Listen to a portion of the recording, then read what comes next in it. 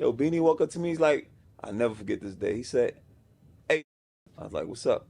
He's like, you know how to record? I was like, yeah, a little. He's like, let me tell you something. He had like mad money in his hand. He's like, a closed mouth don't get fed. You hear me? I was like, yes, Mr. Siegel. Yep, all right, Beans. And I'm like, like yeah, I'm getting state cursed. property movies. I'm getting cursed out by one of my favorite rappers. Your boy Business, aka the Show Venter. I vent about all your favorite shows and all that. Be it Meth Power, Ghost Power, Force, Raising Canaan. Best reaction videos on the internet. I know y'all seen it. This is Love is Love podcast. I got a special guest in the building. Special guest in the building and all that. You know what I'm saying? CEO and founder of Disruptive Label. You know what I'm saying? Creative executive. You know what I mean? The music game is him. Like, you can't mention the music game without him and all that. Rob Jewett. Like, what's up, bro? Thank you. How you? That intro. You like that? Before I walk anywhere, press play. For sure. Right, Definitely gotta, keep that one and have it playing everywhere. You know what I'm saying? That was good. You talking about you walk in the building. But yeah, man, how you feeling? I feel great, bro. Blessed. Just happy, B. Yeah. Feeling accomplished, feeling strong, feeling challenged, feeling powerful, all the feelings you could feel. Definitely. Yeah. Man, where it started from, man, we gotta talk about Brownsville. Ooh. You know what I'm saying? Growing up, Brooklyn. Brownsville, baby, man. 80s, baby. Brownsville, baby. The crack era. You know, the fatherless era, the depressed era, drugs. So, yeah, man, just coming up and seeing that, like, I feel like just gave me, like, mental strength to just watch everything. Because, you know, for us, it was just always, like, everything was bad and negative. I don't remember no positive. Like, the only thing I remember positive is maybe, like, conversations with like old people and grandparents like that, but everything else was like negative this, everybody fighting, everybody hate each other, killings, crime, and so like I feel like coming from that, I always wanted like to be opposite, and that's that like forced me to be optimistic, because I became optimistic to trick myself out of the hood. It was like the environment was so negative that I had to be so positive to even think getting out was a possibility. So I damn near programmed myself through optimism to actually create action to get the fuck out the hood. Yeah. But it was from seeing all that shit, from being in Brownsville, 80s and 90s and all the negative shit, and I was like, yo, life can't be just bad. Like, I see on Rich, what's that show? The Rich and Famous, whatever that show is, The Rich Lifestyles of the Rich and Famous. I'm like, nah. They look happy. Right. I want to look like that and feel like that. And yeah, bro, that just gave my like drive. It just feel my drive that to know it was more. Yeah. And I just say I gotta go get more. Even if I don't see it and touch it, like I know it's there, and I'm gonna go get it. I'm gonna figure out this because whatever I go get better than this. You know what I'm saying? That's hard to do though, because of what you seeing growing up. Yeah. To know that it's like another way to go. Like where everybody going left, you go right. You know what I'm saying? I just had that natural, like, if everybody going that way, the other way must be too hard. That's why they're not going there. But the other way probably got the better rewards. Right. So I was like, all right, this ain't rocket science. Let me go that way, because I don't want to go that way because I see what y'all life look like. I see y'all final outcome, and that's not for me. What's for me is happiness, health, wealth, riches, fun, love, everybody lit. That's for me. And it's probably going to be harder or more challenges to get there than if I go where everybody else going. So I just like, all right, God, I trust you. I'm going to go the other way and figure this out. Definitely, bro. So I want to get into like the beginning, because your story is fire. Like, you know, becoming an intern to becoming a label executive. So like, just take us through that, like how all that happened, like from the beginning. I was an artist, like a rapper, and I was in college just battling everybody. And I went to college in Houston, and everybody out there could rap, but they was big on battling. And I was kind of rapping, but I was a little shy. I was nice, but I was shy. And then one of my homeboys, E, he started telling everybody, yo, it's my partner from New York. He nice, he better than all you. Yeah. And I was like, yo, stop. What the f-? So everybody would come to me and try to like battle me, and they kind of like broke me out of my shyness, because I'd be trying to chill, talk to a girl or something, and they'd be like, yo, New York, you whack. Yeah. And then they just start spitting, and I'm like, oh, I bet, da-da-da-da-da. So that's what started like the confidence part of it. And then from there, I started watching that's when YouTube first was getting lit. Yeah. I started watching like mad interviews, and I seen one with Diddy and a bunch of other people saying like they got on through internships. So I'm in college and I'm watching like the backstage documentary every day, and I'm like, yo, I gotta work at ROC-A-FELLA. I gotta get signed to them, work with them, something. That's like my dream shit, seeing like these black men with all this power and they putting everybody else on. It was just like some black family, black rich family, and I wanted that. And you from Brooklyn too. And I'm from Brooklyn, so it resonated. I was like, I want that. Whatever that is, I want that. I want to be a part of that. Then I kept going from I want to be to like, oh, I'm gonna be a part. I'm rewiring. Yeah. Like, I'm gonna be a part of that. Yeah. Then it went from that. I'm in my dorm room watching this backstage documentary every day, which is a documentary Dame Dash produced. It shows the whole ROC-A-FELLA on tour, all that. And then one day I was in my dorm room. I'm like, man, look, I ain't gonna be, I am. Right. I work at ROC-A-FELLA, so I'm in my dorm room in college in Texas, just saying that. Nigga, I stopped going to class, everything. I would watch this documentary like 5 times a day, bro. Like, wow. Just watching documentary. Like, chicks would come knock my door. I'm like, yo, if you here, you gotta watch it with me, cause I'm like watching it, cause I'm in it now. Like, I just keep seeing me in it. So what happened is, one of my guys played basketball, and he had a friend that was an intern at Def Jam. Or he worked at Def Jam somehow. He's like, yo, you should go to New York and go meet my boy. So I was like, all right. I came, I flew to New York. I met his friend. He took me up into the label, and he just like, I just walked around with him, and he was showing me the office. He was like, yo, this Murder Inc., this ROC-A-FELLA, all this shit. And I'm like, yo, this the music business? Like, I seen Leo Cohen, I seen Joe Budden, I seen Kevin Liles. I was like, yo, this is what the music business all in one building, bro. I was like, my mind was blown. I was like, yo, I never want to not have this feeling ever again. And I don't care how I get in, whether I'm rapping, producing, writing, executive. I just want to be in this space. This space feels like who I am. So when I went back to college, bro, I completely checked out. Once I seen the music business, once I seen inside of Def Jam, I was so checked out. I was like, I'm dropping out. Like, I just knew it. And then after my first semester, I flew back to New York. I was like, I ain't going back. That was it. So I went inside the Yellow Pages, and I was like, man, how do you get a job at the label, or like, how you get in the music business? And I start seeing everybody was saying internship. So I was like, to find how to get an internship. So I called mad labels from the Yellow Pages. That's what we had right then. And they were all like, no. Right there. Yeah, they're like, you gotta be in college for us to let you in here. Some college shit. And I'm like, I just left. Like, I ain't in it no more. And he's like, all right, well, when you go back, come back. I was like, man, that ain't work. So I said, you know what? What's next? Where do they make the music at? I'm like, oh, studios. So I call, like, my rule is do 100, take 100 shots. So I called 100 studios, probably a little more, and they all didn't pick up, and maybe 2 called back. And it was one was some other, and another one was Quad. And when Quad called me, they was like, yeah, we don't have anything, but just keep following up with us. So I was like, all right, I ain't quitting. So I said, you know what? While I'm trying to get an internship, let me just learn something in the meantime. Let me learn how to make beats. Let me learn how to engineer. So I went to this little audio school, and then from there, I was like, I gotta learn how to make beats. So I would go to Sam Ash right down the block, right on 47th and right around the corner from here. And I would just sit in there and just make beats all day.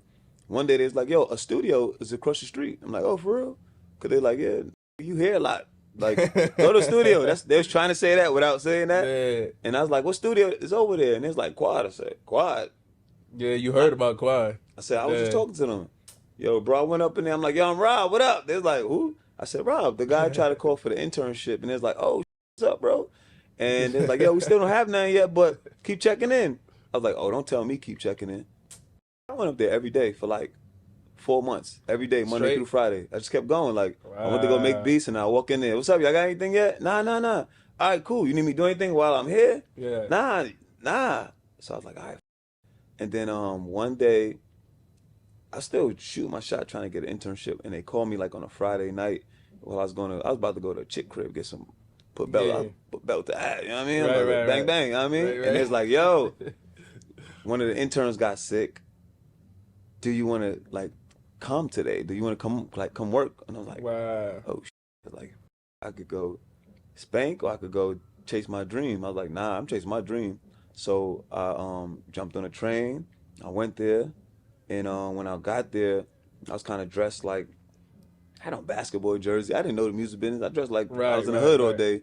And I went there, and the moment I walked in, bro, like within 2 minutes, the owner came up to me. He was like, "Yo, you seem like a nice young man."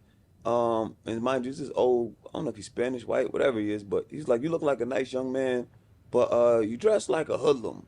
Mm. And I thought he said, because the way his tone was, his energy. He didn't Yeah. say it, but his energy was like that. Like it was kind of like Yeah. it was like shunning on me a little bit, and I was like a Right. little offended. And it was like my first 2 to 5 minutes there, so I was like, "Yo, this is just a test," because he could have said what he wanted to say in front of everybody. He took me to the back, and he just bossed of the whole shit, the owner. And he told me, and he was like, "Yo, you got great energy. If you change and come back, you good. You got a future here." So I was like, because I'm already like, yo, it took me almost 2 hours to get here. Yeah. It's gonna take almost 2 hours to get back home. All right, so it's like 10 something. I leave the studio to go change. I get home, I change, put on the button up and all that. Go back another 2 hours. So I'm already 4 hours in. I haven't started this yet. Sorry, 2 hours.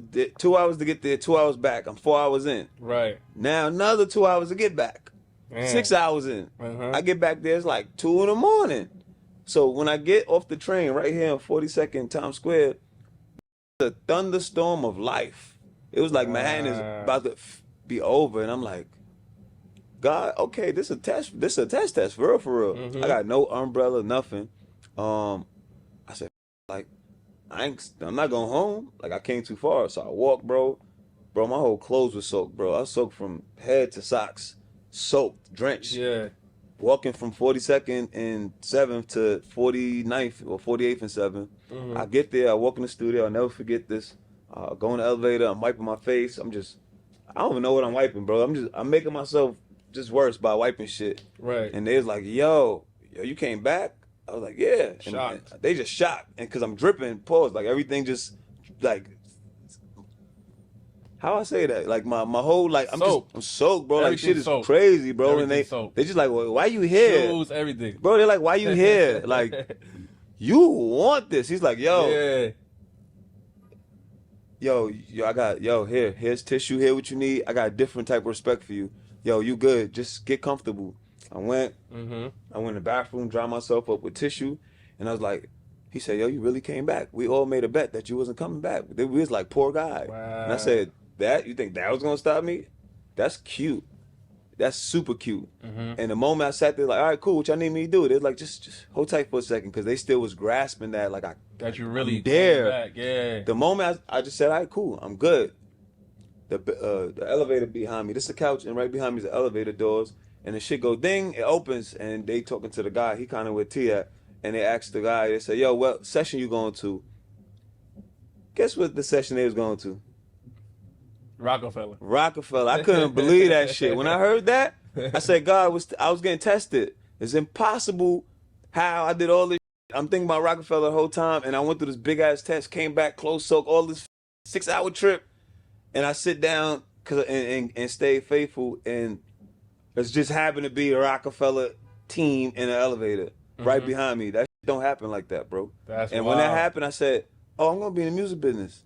That was it. I knew it. I just knew it. I knew it. And this is me as an intern. Yeah. So now that I knew ROC-A-FELLA was there, it showed me how close I was to my dream that I kept seeing in my head. And I said, oh, it's a rap. Oh, I see what you're doing, God. Oh, I'm built for this. Bet. Watch this. So it took me like, now knowing they was there, I was like, how do I get in their session? Because you couldn't just sneak in there. Yeah. They had to summon you. So one day I was waiting, fiending for them to just say they needed somebody to come help them. And then one day, one of the interns didn't want to bring up some cases. Some interns was too cool. Like, I'm not bringing up no cases. I don't want them to think I'm corny. Like, I don't go what they think. I took the cases, bro. Yeah. I went upstairs. I gave it to, I don't know if it was Dame, Bean, it was somebody. I gave it to Case. And then I said, yo, I got to find the darkest corner in here to sit so I could be a fly in the wall so no one kicks me out. So I found like the dark shit by like the booth. And I was in a corner. I just sat like sat in the darkest spot, bro. What year was this? 2002. Oh, okay. That's when everything was going on. Yeah. So I sat in the darkest spot, and it was the best decision I ever made, because Dame was in there, Cameron was in there, the Philly dudes was in there, and nobody told me to leave. I was just in the corner. Right. I had a little two-way page at the time, and the shit didn't even work, but it looked like it worked. So I just had it open and Dame talking. I'm acting like I'm sending emails. I'm like, yo, nobody asking who the f is this guy. All right, I'm gonna keep email. I hope nobody asks me who I'm talking to. So I'm just texting on my, and as I'm sitting there, Dame just talking mad game. I'm like, yo, this is crazy. This is the film that I've been imagining this whole time. I was just watching backstage with Dame talking all the Dame, and I was in the room with them in my head. Now I'm in the room with them in reality. Yeah. And that's how it started, bro. And from there, how I got on with them was maybe, you know, after a while, they kept seeing me and they was just like, yo, could you go get coffee? Yeah. Could you get McDonald's? Yeah, I could go get whatever you need just so I could be here. So they got comfortable with me and let me stay in the room, and then everything changed. And this was like 4 months of me just doing intern. Right. Consistent. I didn't go home, bro. I stayed there for like, you know, 7 days a week. I stayed there for like 5-6 days a week. I would go home on Sunday when they were sleeping just to go shower and then come back. Or if I stayed at the studio the whole time, I was in there eating bagels and drinking hot chocolate like 5-6 days a week, bro. Cause I didn't want to leave because I felt somebody was gonna take the spot if I left. So I would go in the bathroom, take a bath with like napkins and like hand soap, just so like nobody's getting nothing. Yeah, like you gotta come get this. Hungry. I waited my whole everything for this. I was in school manifesting this. I'm not going nowhere. And an engineer got sick, and he was just tired. He got sick, cold. And then BEANIE came in. BEANIE SIGEL came in and was like, "Yo, I need a Shout out to BEANIE. Shout out to BEANIE. He came in the room and he was just like, "Yo, anybody know how to record?" And I was like, I didn't know how to record that good, but I was okay. But I wasn't like confident yet. And then one of the producers, I believe it was my man Bula, was like, "Yo, Rob know how to record," and they're like, he's like, "Who Rob?" And I was like, and I'm in the corner in a little crate, like, y'all hope this thing. Why do you do that? Why they ask me, do I want to record? Like, I don't know how to record yet. You know what I'm saying? Yeah. Yo, BEANIE woke up to me. He's like, I'll never forget this day. He said, "Hey," I was like, "What's up?" He's like, "You know how to record?" I was like, "Yeah, a little." He's like, "Let me tell you something." He had like mad money in his hand. He's like, "A closed mouth don't get fed." You hear me? I was like, "Yes, Mr. Siegel. Yep. All right, Beans." And I'm like, I'm getting cursed. Property movie. Nigga, I'm getting cursed out by one of my favorite rappers. I'm like, all right, yeah. And he's like, "Come on, we're gonna go record." And then he took me down to the studio on the 3rd floor. And then he's like, "All right, you ready?" And I was like, "Yeah," but I didn't know what the fuck I was doing. So one of these assistants guys came with me, and he was like, Rob, don't worry, I'm gonna go with you," because he knew more of the boards with me. I knew Pro Tools, but I didn't know the boards. That's love. And then he came, he's like, no. I said, "Yo, you do this." He's like, no, they like you. They don't like me. They like you. Just you go do it. I'll go do the boards. And he did that. He stayed by. He was doing the boards. I was doing the Pro Tools. And then Bean did some one take. And I accidentally erased it. My bad, Beans. Yo, I erased that shit by accident. What? And I was like, I just got put on and I got put off in the same 5 minutes. I'm like, oh, my career, this is a rap, B. Ah. Yeah. And then Beans was like, "Yo, what you think about that take?" I was like, "Yo, I think you can do that better." He's like, "Word." And then he did that shit over. He's like, but the next take was fire. And I was like, that's ill, bro. Yo, I gotta say this. Now I press Apple S like 1,000 times. Like, oh, this is insane. Yeah. Like, cool. Make sure. The white boy, my dude that was with me, he's like, no, you good. You good. It's saved. I was like, cool. And then from there, that's my first like recording professionally. What song was that? A song called "Look at Me Now," BEANIE SIGEL. That's my first professional recording. And then from there, ROC-A-FELLA and Big Face Gary. Shout out Big Face Gary. That's who was bigging me up to everybody. Oh, they was like, "Yo, he didn't." Yeah, yeah. Big Face Gary, a legend. He the one that he was like, "Yo, he the next young guru. He the next young guru." I was only like 19, and then Gary kept getting me gigs now inside of ROC-A-FELLA. So that's how I got with Oskino. That's how I got with like some of the stuff I was doing outside of my initial working at the studio. Yeah. And then the studio, right before that, I'm skipping a big ass part. The studio let me go, cause ROC-A-FELLA took they took some hard drives that they had music on. I didn't know them and Quad was beefing, cause you know I'm just an intern / assistant now. I don't know the business behind what's going on. Yeah. So ROC-A-FELLA came to the room one day, like, "Yo, where the hard drives at? We taking our hard drives." So I'm like, all right, nigga, like, why you telling me? This your shit. I don't know who owned what, bought what. Everybody look rich. I see diamond chains. I don't know who bought nothing. I don't ask no question. Yeah. And ROC-A-FELLA took the hard drives.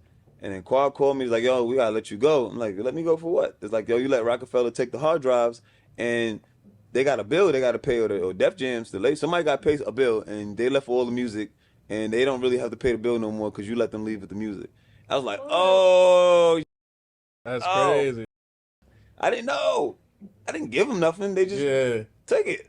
They didn't steal it. They spent money. I don't know what happened. Yeah. So Quad let me go, and I was like, damn, bro, I'm cooked. Like, just dropped out of school. Like, I don't know what to do.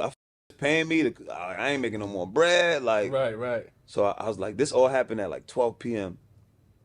I called Big Face Gary like 12, after I got my thoughts together. I called Big Face Gary like 12:30. I said, yo, G, yo, you ain't gonna believe it. Quad fired me. They let me go. He's like, what? For what? What they fire you for? I was like, yo, they saying I let y'all take the hard drives. He's like, hey, I'm gonna call you right back. And then he hung up on me. So the next 30 minutes, I'm like, bro, you don't know what to do. I'm just sitting in my mom's crib like, all right, I ain't gonna quit, but I was just like, yeah. He called me back at 1 o'clock. Yo, come to the office tomorrow, 12 p.m. Wow. Like, oh, he's like, yeah, you good. I went to the office the next day at 12 p.m. He gave me an envelope with mad hundreds in it. He was like, yeah, I need you to go to Philly to go record Oskino and Sparks album. Wow. I was like, oh, so like, it happened that fast, bro. Yeah, that's crazy, bro. But I'm not like a roller coaster. Yeah. Like, I'm not gonna lie, man. Yeah. That part you said about going in the rain, that's inspiring. Yeah, bro. that was it. That's definitely inspiring, bro. Because when you trying to get over the hump, some stuff like that happen. But it's like God is just seeing like how bad you really want it. And if you go through that, it's gonna work out for you. But a lot of people don't though. They would have just went home. You know what I mean? They would have just been, oh man, it's raining or whatever, and time passing by. They got distracted by a girl or family or something. They would have never showed back up. But you show back up. Everybody in there respected you when you came back. You know what I mean? You got in the studio some way, somehow. And even though you wasn't like too big to run errands and stuff like that. Because people don't want to do that. They just want to get on and then everything lit. But you gotta come from the ground floor. Like you starting with nothing for real. You know what I'm saying? Went to go intern and everything. People not doing that. They want you to pay them now. They're not looking at the bigger picture. They're not looking at like the long play. They're looking at like the short play. You know what I'm saying? And like I feel like that is like a definition of my brand. Like keep going. Keep going, bro. Yeah, bro. It's kind of that simple. Yeah. Let's keep going sounds simple and it sounds easy. It's hard, but it's like it's necessary to get to what you trying to do. You know what I'm saying? You gotta like just don't quit. I ain't saying I'm better than everybody and like that. I ain't saying they better than me, but like, yo, if you keep going, like, you gonna eventually get there if you really want it. So, nah, definitely, man. So, I gave him his shirts before the interview started. Keep going and all that. You know, that's the brand, that's the motto and all that. You could go on businessandco.store. Go cop that right now. Get what I'm saying? Go tap in. You gotta go keep chasing your dreams. How bad you really want it. You gonna go through the rain, thunderstorms, soak, everything soaked and all that. Like what you really on it like that? Yeah, bro. You need to go tap in. How bad do you want it? Yeah. It's not for the weak. So I'm mentioning the name as a big part of your career too. Kedar Massenberg. Yeah, Kedar, that's my big brother. That's my mentor. I met him at another pivotal part of my life, right? Like, I had moved to Atlanta because me and my wifey at the time were tired of New York. So we like, man, we fucking sitting here spending mad bread. We don't got no crib. We don't own shit. Like, we got to get out of here. So she was like, yo, let's go to Atlanta. I was like, all right, whatever. Let's go to Atlanta because black people do really well out there. So we went to Atlanta and shit was hard, bro. Like, we went there with some savings, so we was okay for a few months. But when that savings start dwindling and you ain't got no income, like, that shit hard. So I started driving Lyft and all type of shit, selling vegan catering vegan food, selling mixtapes. I'm just hustling to just not even thrive. I'm just like trying to survive out there, like trying to just like get money, bro. Like, so I I'm trying to make my story as small as possible, but it's not. Nah, bro, it's a legendary story. You gotta Right. speak it. Right. All right. Speak it. So I don't know how to get money out there because I didn't really know anyone. I just knew like a comedian dude. My guy Shorty. Well, my name is, shout out to Shorty. But I didn't know a lot of people out there, so I didn't know how to make bread. So I was like, I got a brand new car. Let me just drive it. So like I started driving around doing the Lyft ride shares, all that. And then one day, I picked up a football player from like a luxury building, or a football player's homeboy or something like that. And I was like, damn, it's a nice building. Like, it must be nice to live in this nice. Yeah. And then he came in, me and him was just talking, and he was like, yeah, like a lot of rappers and athletes live here. I was like, oh, for real? He's like, yeah, my boy lived there. He played for the Falcons. And I was like, that's cool. And I was just like, damn. You know, by the time I dropped him off to the airport, I forgot to ask him what was the name of the building, because I was like, to go over there and go hanging in the lobby and see if I meet somebody, because it was a moment I wasn't in music for a second. I was just trying to figure something out. Oh, okay, so I wasn't in music at that time. Like, I didn't know what to do at that moment. Just trying to get I was just doing real estate. I was just trying to get bread, you know what I mean? And I didn't get to ask him the name of the building. And I was like, man. And I didn't know where it was. I was like, whatever. So I'm like running mad low on bread, bro. And looking ugly. It's just looking ugly, and I'm like, it's cool. I'm strong. Whatever. We all right. Yeah. So I was like, all right. What else could I do to get some paper? And another part of my background is when I was in New York, outside of music, I was always doing real estate. Like, I was a real estate agent too, to keep money coming in. Okay. I was a real estate agent. I was a DJ. Like, I always was keeping going on in the background.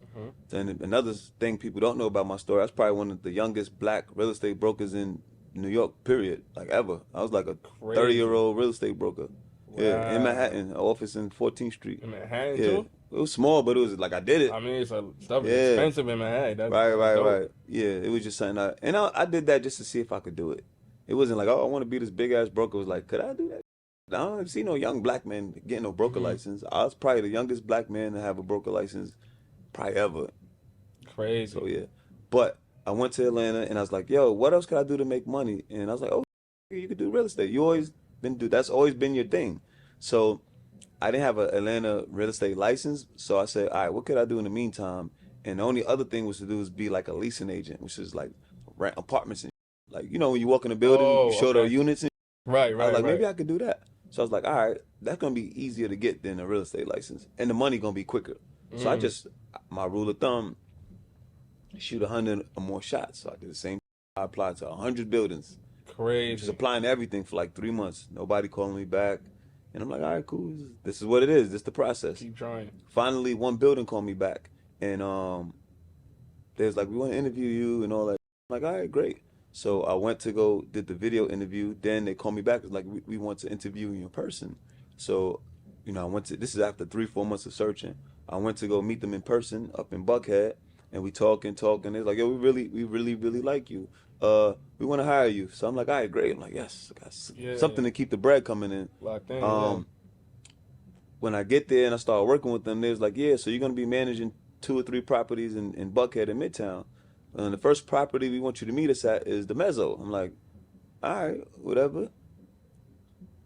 So I get in my car. The first day of work, you're not gonna believe what building I pulled up to. Same building. The same building I pick up the football player from. Cannot make this up. That's crazy. I walked and I looked at the building with the tall glass. I said, God, you doing this again, God? All right, B.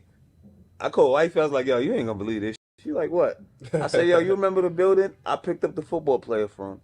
Out of the million buildings in Georgia, the place I got hired from is the building I picked up the football player from, bro. Crazy. And I just couldn't. I was just like, at that point, like, it ain't even a question of could you believe God or anything. You gotta just trust. Yeah. You don't hit the lotto 2 or 3 times. You gotta just keep the faith. I just said, is this how? All right, cool. I'm not even asking how. I take the job. I go crush it. It's like 4 or 5 months. I'm killing. I'm doing mad sales. I'm renting everything. I'm meeting mad athletes, football players. I'm in there networking. My manager hating because she like, this too mixy. Like, what he doing? Like, he's selling cribs, but like all the people like him in here. Everybody love me. They coming down to hang out. I'm working. They come and hang out in the lounge to talk to me and all that. The girls flirting with me. Like, everybody just like me. You know what I'm saying? Yeah.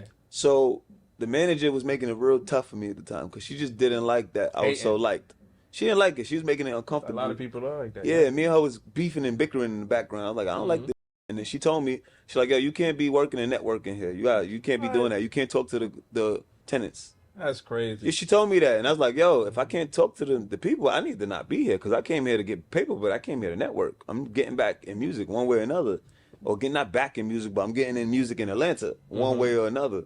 And it was a day I was just tired, bro. I was like, man, this shit, like, I'm just not happy. This shit ain't. I can't talk to nobody. They keep telling me, she telling me, then the director and all the top people telling me you too friendly. And I'm like, yo, all the people love me, and they're like, yeah, but you too friendly. So I was just like, I got tired, and I kept arguing with them in the background because I'm like, I don't know who y'all think y'all talking to. Like, Yeah. you can't. I don't know who you talking to.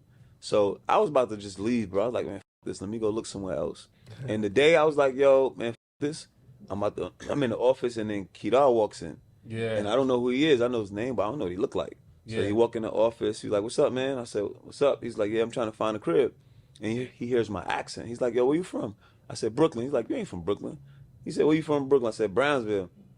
He said, you ain't from Brownsville. He said, what's your address? I told him my address. Da-da-da-da-da-da.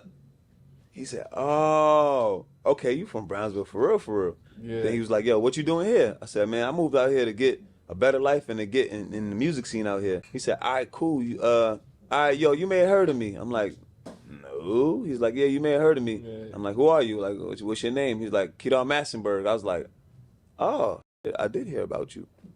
So I take him around, I show him the cribs, and he started asking me my background, my story. I was like, man, I was an artist, now I write, I produce. I used to work at ROC-A-FELLA. He's like, oh, I know mad people from ROC-A-FELLA, da-da-da-da-da. And we just talking and talking. He's like, yo, I like you. He's like, yo, when you get off of work, come across the street. I'm going to be across the street with my sister having drinks, so come pull up on me. And I'm like, oh, Kedar Massenberg, who's the former CEO of Motown and found Erykah Badu and D'Angelo and all the telling me to come hang out with him. Major. It's like 4 p.m. So I'm like, damn, I don't get off till like 6:30. I was like, by the time I get there 2 hours later, that man gonna be gone and I'm be stuck at this job, bro. And I say, yo, Rob, this is one of them decision-making moments. What you gonna do? And I say, yo, this job. Yeah. Y'all turn, there's cameras in there. Yeah. Y'all turn all the lights off. I turn all the lights off, closing up the shop. I know they was on the camera like, what the this nigga? What he doing? Word. Y'all close shop. I said, I'm not waiting no 2 hours to go see this man. This man probably take off on a private jet an hour after. I closed the whole office down.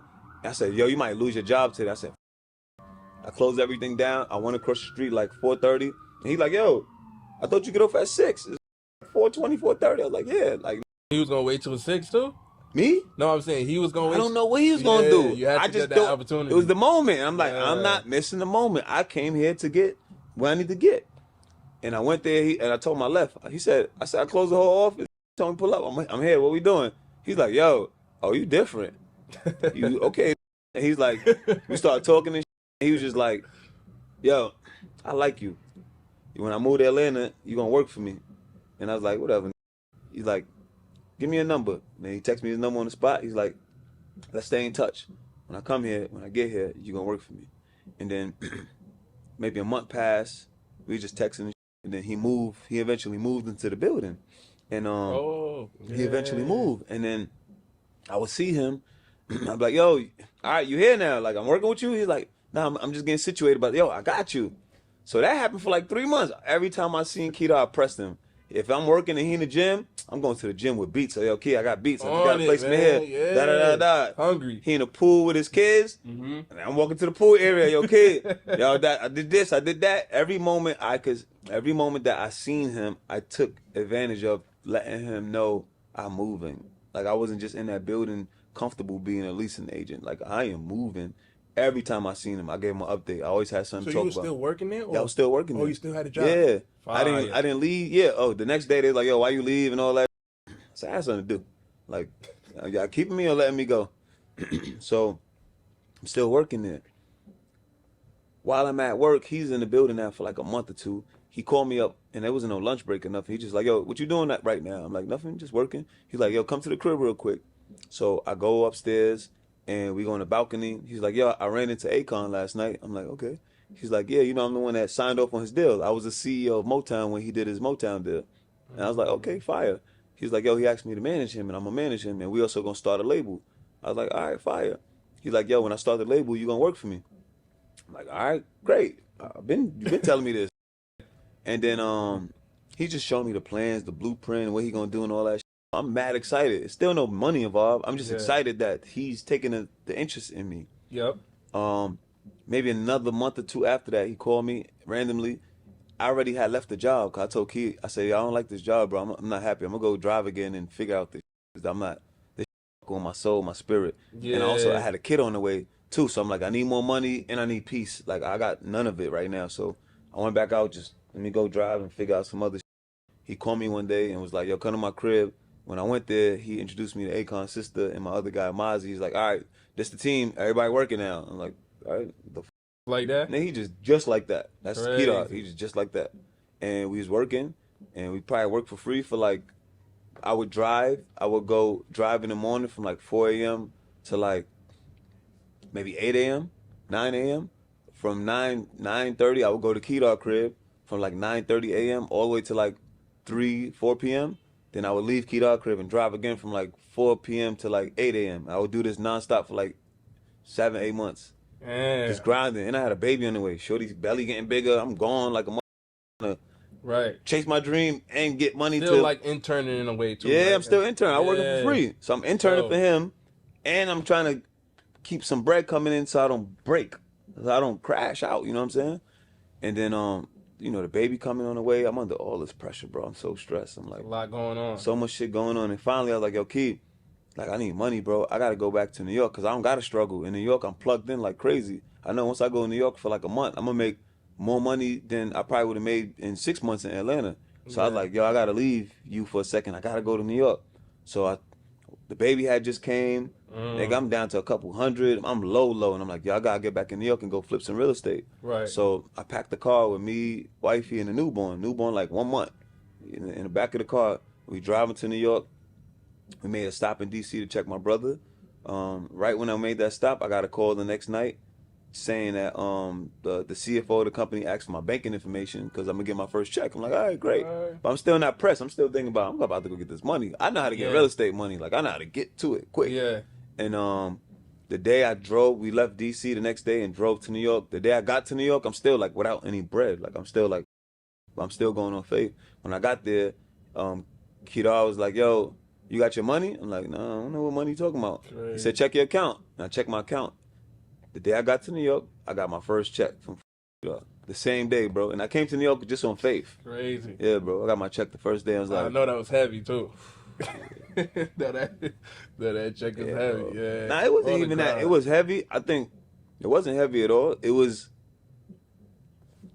like keep believing in you type shit. Yeah, just to know that you locked in now with it.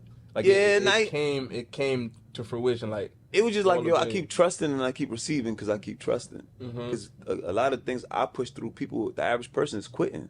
Yeah. I didn't quit. Yeah. That's what I'm saying though. So that's how the Keto happened. And Keto was the one that made me realize I could be an executive. I didn't know I could be no executive. I'm a creative. I was a rapper, producer, writer, like a real one. Like everything I did nice. I'm nice at rapping. I'm nice at writing, nice at producing, nice at engineering, nice at DJing. Like I didn't see me as no executive. And Keto was the one that was like, yo, you're gonna be one of the biggest. I'm like, the biggest what? Like you're gonna be like the biggest exec. I'm like, well, exec? He was like, nah, you probably don't see it now, but I'm telling you, you're gonna make an amazing executive. And I said, why? He's like, because you care about the music so much and you know how to do it so well. Like you actually know how to do it at a really high level. If you take that same care that you did to learn how to be a musician and you learn the business with the same desire, you're gonna be fired because now you got the music side covered and you got the business side covered. You're gonna be a monster. You hear me? And I was like, nah. So I fought it for like a month or 2 or 3. I was like, I don't see that. And then one day I just looked in the mirror and I was like, all right, this man was a former CEO of Motown. He broke all these people. He's made millions and hundreds of millions of dollars. And he telling me, he see that in me. I gotta take heed because he don't gotta tell me that. And then one day I went back to him. I said, yo, I'm ready. And he's like, ready for what? I said, I see what you're saying now. Like, I get it. Thank you for not like checking out on me. Cause you could have stopped telling me that you seen that in me and you didn't. So thank you. He's like, all right, cool. So yeah, you're gonna be the head of A&R and the head of management. He just gave me that title off the back. And I was like, oh. And then he was like, all right, cool. Your first project is AKON. I was like, oh, shit. So First project. my first A&R role was the head of A&R for Keto Akon label, and my first project was Akon. It was 4 albums at once. Yeah. That's super bro. major, bro. Yeah, bro. So I'm telling you, man. that's how that happened. Yeah, from the grind, man, from the mud. People not doing that for free and going through what you went through. But they don't want it bad enough. That's why. Right. But you get rewarded for that. Yeah, big you know time. what I'm saying? Yeah. So you say you're a producer too. So just want to ask you about like different records you produced and things like that. Co-produced or co-wrote. Yeah, co-produced. So the most recent stuff we did, Flo Millie, Saucy Santana, Whole Family. We did the Baby, the Hater Love It freestyle. We got that went crazy. Yeah. She on Flex. Me, Sean First. My partner Sean the First. He like the Baby main guy. So that's how me and him got together from working with this another artist we work with called Rican. So yeah, bro, I just been cooking up like quietly. You know what I'm saying? Not like speaking about nothing, just like letting the music talk. We also did the Gloss Up, the Don't Worry About It. Got some stuff coming out on Baby upcoming album. So it's just been like, yo, let the work speak. I don't gotta like Yeah, for sure, definitely. It's just like I want that to speak. By the time you figure out, it's just too late. So it's so late by the time you figure out. Yeah. You want a pub deal? Millions. You gotta come over here with M's. Like by the time you even figure out like what's really like happening. Really going on. Yeah, everybody being loud is like, but if the work is loud, I don't gotta be loud. So nah, that's a fact. Yeah, but how was it like working with the Baby? I mean, I haven't worked with him in the studio directly. I just worked with him through Sean. So I see, like, I love the records. Work ethic is crazy. Yeah, it's crazy.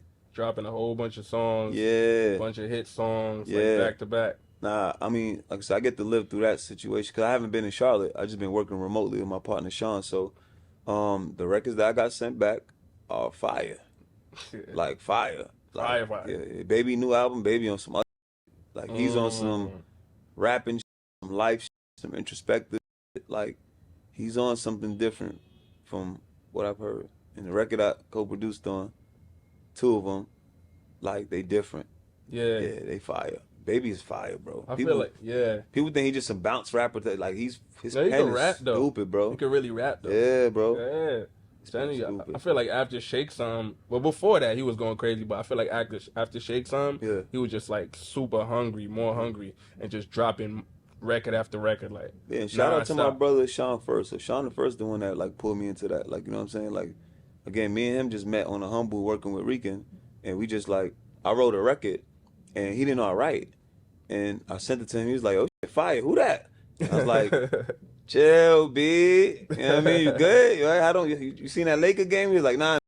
Who the f is that? Who did that demo? I was like, "Me." He's like, "What?" I was like, he said, "You write too?" I was like, "Yeah." He's like, "Nah, this shit fire." And then he just started sending me mad beats and telling me who he working with. So I be penning mad and not really saying nothing. Then I went from penning to like co-producing, and then that's just how it started. So we just been pulling each other into everything, and then we was like, we need to just work together. And then we created a publishing company together. It just kept growing and growing and growing. And again, he the one that was like, "Yo, I need you on this Baby."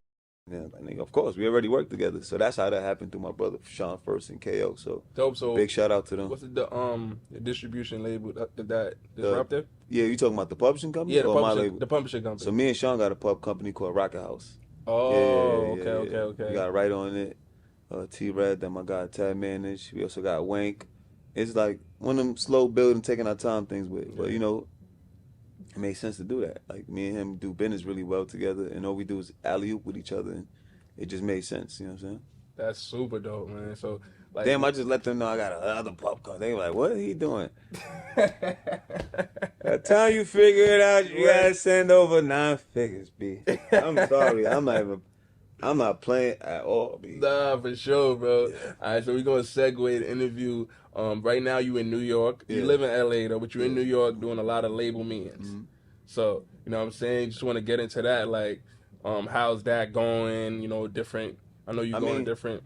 It's going good. A couple people hit me because they want to see if I'm interested in joining them, and a lot of people have been hitting me too about Jaya. Oh yeah. Yeah. So a lot of people been hitting me about Jaya. Jaya fire. Yeah, Jaya fire. Yeah, Jaya is like that's me trusting God again in my gut, because I met him just, you know, people hit me every day talking about sign him and sign him, sign me, sign me. Yeah. And he just followed me one day on Humbug, top of last year, and I was just chilling, and he has my his name was Jaya, so I have a son named Jaya, my other son named Yaya. And when I'm mad at them, or I'm just tired, I'm trying to like tell them chill out, or I'll be accidentally saying Jaya stop, yo Jaya relax, and I'm because my brain be freezing when I got, you know, when kids is bugging. Yeah. So I accidentally called them Jaya all the time. So when this guy follows me and his name is Jaya, I'm like, I open this page because I'm like, wow, why you got my son's name? You know what I'm saying? My son's name to combine. So I go on this page and I swipe through. I'm like, let me hear that song. Oh, you make music? Let me listen to that. And I was like, oh, fire. All right. This I was like, all right, let me see what else you got. So I swipe again. I listened to another song. I was like, yo, this hard. I just hit him. I was like, yo, what's good? I just went through your page. It's your music hot. Like, you have a situation? He was like, nah. I was like, word? I was like, nah. I was like, yo, let's talk. So I gave him my number. He called me, and we just talking. He was just telling me like what he been through. He had just got out of a previous deal, and now he just kind of just trying to feel his way around into what he doing next. And I was like, all right, let me see how good you really make music. So I had this beat that I did with my partner Ty and my guys Team Salute, who did the Joanna record for Afro-Beat, Joanna. Oh, that's a major song. Yeah, so I had this beat that we did together, and the beat was hard. It was hard for people to write to. I was like, I'm gonna throw Jaya a curveball, cause if he can write to this, he's special. So this is a Wednesday. I send Jaya the beat. He sent it back the next day. I was like, he sent it back mad quick. I was like, this shit hot. He sent it back too fast. Press play. I said, what the was that? I couldn't believe my ears. I was like, it gave me goosebumps. Yeah. So I was like, let me listen to that again. Let me listen to this one more time. Let me call wifey over here. She was like, yo, what the is that? I said, yo, I got to call him. I called him. I said, yo, that shit was crazy. I was like, yo, we got to figure this out. Like, we got to figure something out. Like, yeah, just like that. Yo, we got to figure this out. And it's crazy because prior to that, I was talking to Keita, and Keita was like, Rob, you know, the only thing left for you to do next is find an artist. You already did everything. You already helped all the big bosses. You already did everything, helping and being support for everyone else. What's next for you is to break an artist, because that's what we did. We all broke an artist. That's how we in this spaces. So what's next for you is to bring an artist to market and break an artist. That's what's next for you. And I was like, yeah, I'm looking. I've been looking for like almost a year or two. Nobody gave me goosebumps. And then shortly after that, Jaya. And I was like, yo, that's him. I'm signing him. I'm signing, because I had the label, they had the LLC, but I was just waiting for somebody to go. Just disruptive label. Yeah, I had disruptive label. I was just like, let me see who gonna make me, inspire me, and it was him, bro. And I was like, yo, nah. I told him, I said, bro, if you patient like I'm patient, and you got work ethic and consistency, we gonna make some big happen. He's like, yo, I'm with it, and that was it. And we've been rocking since, and now we at a point where, you know, all the majors are calling and saying, Rob, what are you doing? Like, what do you need? What do you need? What do you want to do? So it's been having some amazing meetings, and we're going to be having a really nice home. The next partnership is underway. And it's bigger that too, right? Like my mission is Africa, the diaspora in whole. So Jaya blow up, I'm coming. He's gonna blow up. Yeah, he's out of here, bro. He's out of here, yeah. And then I'm in Africa. And I say Africa, I mean the diaspora. And I'm sitting in Africa looking for everybody. I'm looking everywhere, and everybody, and everything. Who got fire? So I'm super excited about him because, again, he gave me goosebumps, and he's so versatile because he can actually sing. And he's actually written for a lot of people, bro. He co-wrote Palazzo for Shaka. He co-wrote so many things, bro. He's worked with Oxlade. He's worked with Tiwa Savage, Runtown, Skeeby, Buju, like whoever you can name that's big dogs out there, he's worked with them. So like, I already knew he was, because he's giving the sauce. Like, he the sauce maker, you know what I'm saying? So he gonna be big, bro. He gonna be like Africa's Beyonce, Drake, all that. He's gonna be the guy, and I'm just proud that I trusted my gut with that one. No, for real though, man. I heard that song already, man. Like when I after I met you, I done pray. Yeah, I love so many that people song, heard bro. it and they don't even realize it's Jaya. Yeah. They was like, wait. After they put two and two together, or when I'm in the label meetings and I press play, like, I heard this. I was like, this is Jaya. And I go back to my thing of letting the music speak, not me being so loud. Like, it's gonna speak because I know it's fire. Definitely, it's gonna speak. I just gotta be patient And me and the team just got to keep working, keep pushing, keep pushing, keep pushing, keep pushing. Nah, definitely, man. So how do you know, like, when you hear a hit? I I know get you have goosebumps. you get goosebumps. Mm-hmm. That's like the time you It like ain't know, like it ain't it's. even a hit. It count more than the song. It's the person too that make it. Like, but Mm, I get goosebumps, and I don't get goosebumps a lot. So like I rarely get goosebumps. The only other person who gave me goosebumps outside of Jaya was Lights. oh, okay. Yeah, and Lights is some. You look him up after you, like, oh, like Yeah, nobody really gave me goosebumps, like I gotta real tap in. goosebumps. I've liked people, I gotta tap like in. yo, you're dope. But I'm talking about like, oh, ears are like literally raising up. Like Jaya is the only person that made me do that in 10+ years, and that's why I was like, nah, I gotta I trust what I feel, and that's that. And again, there's only one other person, the homie Lights, that made me feel like that, like straight ass goosebumps. Like, oh, I want to cry, I want Yeah, yeah. joy, like everything. My body's tingling, like Mm-hmm. you know what I'm saying. So that's how I knew that was it. Nah, he the one, man. Yeah. He the one. So like, I know you say you produce and everything. So, who's your top 5 all time producers? That I like, Yeah, love. that you love. That's straight because it varies based on like what mood I'm in. But like when I was in my Jay-Z Blueprint mood, like Bink, Ye, Just Blaze, Mm-hmm. Pharrell, Neptunes, Scott, Tambo, like the usual names, Yeah, right? yeah, yeah. That's crazy. Swiss. Yeah. Yeah. I Mm-hmm. like the names that we all like. Like I was into Mm-hmm. them. I would study them and find out like what they did. And that's the names from back then. Today names, Bankroll got it, Hitmaker, Yeah. Sean the First, Yep. who else? Diego, Metro. Metro, and some of the new guys, like all these YouTube guys that be going crazy. Like Yeah. I just be looking for the feeling of the thing. I don't have like a favorite no more. Yeah. Yeah. You remember, it's a difference between beat maker, which I know how to make beats, but it's a difference between a record producer. So it's like you gotta look deeper than just a beat shit. Like a beat is cool, dude. You know how to make a record. Like me, I'm a record producer because of all of what I've been through, from learning how to be an artist, learning how to write, learning how to engineer, Mm-hmm. being a big ass DJ in the club, which we even talk about that part of the story. How I was like Yeah. one of the biggest DJs in Manhattan, DJ Fresh. Like I Crazy. tore New York down. So like my story just it don't seem real. That's why Promoter too. I was the biggest promoter. Me, Teddy, like rest in peace, my brother Donnie, Edgar. Like we was the guys that gentrified Manhattan. Like that's a whole story in itself. Wow. When we came into the nightlife scene, it was only clubs of Asians and whites, and then it was like black clubs. Like it wasn't really too like mixed for real, for real. And the first club we tore apart was a club called Air. We had Jay-Z in there, LeBron in there, Tracy Morgan in there, and it was all the cool black getting money. Crazy. The bunnies, the everybody, everything. We mixed the whole.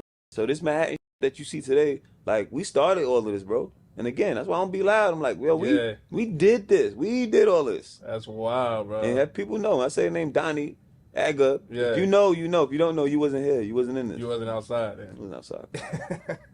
So the youngest black real estate broker, you know what I'm saying, In Manhattan. in Manhattan, Mhm. you know what I'm saying, started in nightlife and gentrified in Manhattan. Yeah. Been doing it for all these years and all that. Still putting in work now. Yeah.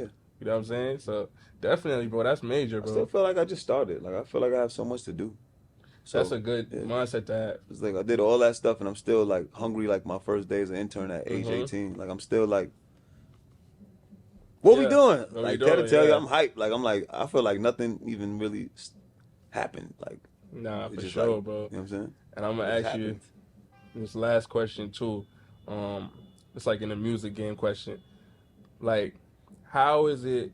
Like, how do you avoid like being a one-hit wonder, like with an artist? Like not trying to like just get like you have one hot record and it's going crazy, but not having like a follow-up record or I you know just things keep like working and don't get married to nothing. Like right now, the Journey Begin record going crazy. I done prayed, I done fast, been like, all right, it's great. Y'all go sit with that because we've been sat with that, and let's keep coming with more. So I learned that.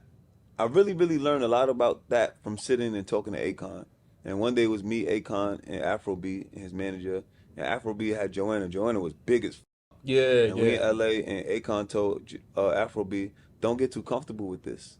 Like, you need to put out more records immediately. And Afro like, nah, you don't think I should let this keep going? He's like, I am only here because I kept working. He's like, yo, keep putting records out. don't get hype off the one. Keep going. Just don't marry to nothing. Just keep releasing, keep dropping. So I never forget that when Khan told us that. I never forget that concept of like, yo, keep dropping. Don't get comfy on the hit. Let's flood them. Smash. We ain't do nothing yet. But Khan, we got 100 mil. We ain't do nothing yet. We don't got 100 billion. We ain't do nothing yet. Yeah. So yeah, that's what made me. That conversation really shifted like my mindset on like, don't get comfy because one is going. Yeah, I mean, to hear from him too, man. He got all the examples, all them hits he got. Yeah. Shout out to Akon, man. Yeah. Like Akon was somebody. It's funny because when I was rapping, I was like, I wish Akon signed me one day to Convict. And then like to be like stuff, man. I be saying it, bro. Yeah. Like it was just like I speak it. Some shit in my head one day. I was like, this was when he had T-Pain and he had everybody, and I was just a rapper trying to figure some shit out. But then it ended up being, I never even told him that. I never told him that I wanted to sign to him before because I didn't care. By the time I met him, I was on boss mind. Like, nigga, I'm boss. What we doing? Yeah. So I wasn't thinking about none of that. And doing his A&R and his Afrobeat album is what got me into the Afrobeat space. Like, if I didn't A&R Akon Afrobeat album, I wouldn't even had a JAYA because my mind wouldn't be on that frequency. It was A&R his album and clearing all these records with Alameda and Kiss Daniel and all these people I was going to go get. Like, I'm the one that put together the Akon and Kiss Daniel record. I put together the Akon and Afrobeat record. Like, I went and did that. So me having to do the business on that record pulled me into the background of the Afrobeat scene. And then from there, I ended up going on tour with Kiss Daniel for a little bit. And I really seen the scene. I was like, yo, this Afrobeat is huge. And I'm talking this 2018, 2019. That's early, too. Yeah, early. Getting on it now. Yeah, so like, I've been around this space. Like, I've been here and I've been loving it. And I've been trying to figure out, like, all right, what could I do to contribute to it this whole time? So it feels great to, like, get an artist that's in Lagos right now, that's fire, that everybody knowing that's next. And it's like I ended up with this, but I see why I ended up with it because of, like, the whole build-up and story I've been telling you. Yeah, man, I'm telling you, because you did everything in the music game, like, you know what I'm saying, rapping, producing, writing, so you know, like, all the angles of it. You got the great ear, so you put it all together, so you seen it from both sides, exec and then artist. So you can understand the artist, you know what I'm saying, you could think outside the box and not just be closed-minded, because you was grinding, so you know there's a lot of other people coming up. I know the pain, I know the artist struggle, bro. I know how it feel to want to quit. I know how to feel being like you the nicest, but nobody could see it, and your confidence getting tested. I know how it feels to be like, yo, am I bugging? Is this dream unrealistic? Should I just get a job? Wow. Right. I know all the feelings an artist can have, bro. I've been in every single one. I've spent every penny on music, and there hasn't been nobody around me who hasn't seen my dedication to music. Like, I've been in this 16, 17, and I dedicated everything. I don't even want to know how much money I spent pursuing music. Like, I've invested time, money, blood, sweat, and tears, relationships lost, girlfriends gone, girlfriends cheated on me because I was in the studio too much. Like, all that. Music is like the chick I made the most sacrifices for, bro. Like, as far as like, could I go hang out? Could I this? My money broke. Go get a job. I said no to everything. Said no. This is it. Like, this is it. I feel it, and this is it. And to like still be in it. Sometimes I be like blowing my mind. Like, damn, still love this. Nah, that's lit, man. But bro, man, I appreciate you for coming through, man. Like, you know what I'm saying? Great conversation, great energy. Thank you. You know what I'm saying? Rock with what you're doing and all that. So, just want to plug all your social media and everything. Well, tell them where to follow that. Shout out to Ted for hooking us up, because he like Mr. Foresight. Ted, right? Yeah, he Mr. Foresight. He the guy. He the one that be. I go in the room, I just shoot it up, and then Ted come in and he just see what's on the floor. All right, that alligator, we don't eat alligator. Oh, there go some deer that we might eat that. Like, Ted come in and he clean shit up and he just makes it happy. He makes it organized. So I know we just met y'all randomly at that party, and Ted was like, yo, we gonna interview. He do this, he do that. I'm like, all right, let's go. You know what I'm saying? So shout out to Ted for like putting this together and just really man, watching over shit for me. I'm telling you, man, great conversation, man. Yeah. For real. Really just my page at Rob Jua. Pay attention to everything that's happening with this record label. Like, we come in and really make some big impact, and patiently too. We're not coming to let the music speak, let the record speak. You know what I'm saying? These records that I've been a proud co-producer on. One of them I want to say, but this record that's coming is so big. Straight up, you do big announcement. This one record, that I co-produced on, will be so big that you could look back at this video and say, yo, that was one of the moments again. But I've waited so patiently for this. Like, if everything play out the way it's supposed to play out, I'm gonna win a Grammy for this. Words Facts. like that.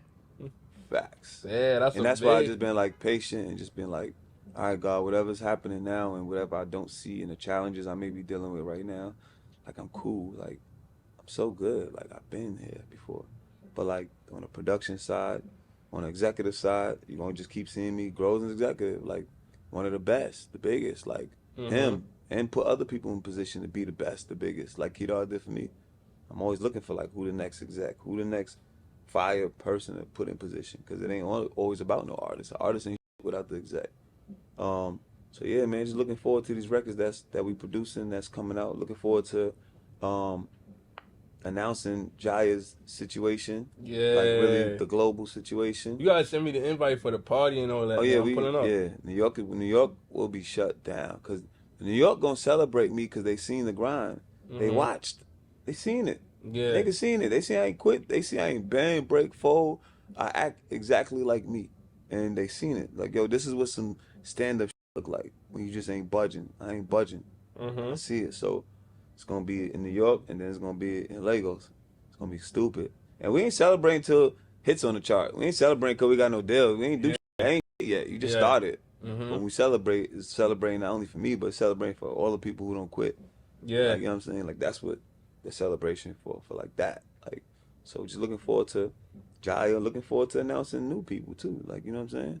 New situations, new partnerships, and just growing, bro. More public speaking and going, telling people. We got the book wrapping up, so I got a book coming out. Oh yeah. Yeah. So I got a book coming out that been writing it. Teddy been on my ass to finish it. It been challenging because I got ADD and my phone ring 1,000 times, so I be trying to write. And then the kids call me, and somebody else called me. Then lawyers call me. So I'm almost done with the book.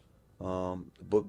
After that, we're gonna go on a little speaking tour. So just like trying to put out this good energy. With the music, with the production, with the book, with the speaking engagements, and just have more combos like this and let people know, like, yo, this challenging because it's worth so much, but you could do it if you got faith in God and you got work ethic and persistence. Like you could do what you said you want to do. You could have what you want to have. It don't come easy. Put the work in. Put the work in. Y'all see me with 100 million. Please don't think this is easy, because I'm gonna tell you, are you willing to do everything I did to get here?